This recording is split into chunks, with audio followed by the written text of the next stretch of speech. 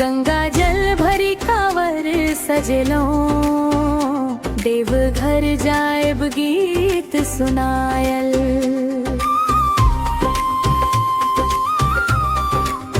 पग पग भोला नाम जपैत छी, तोहर भरोसा संग चलैत छी। दूर भय दुख दूर भय पीरा, तोहर कृपा संग हसैत छी। भोला संग देहिया गहराया, दिल हमर तोहर रंग रंगायल।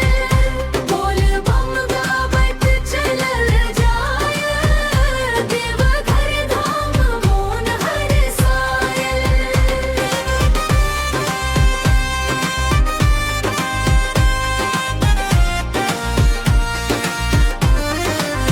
सिंदूरी भोर गंगा क धार, भोला बिना लागै सुना संसार।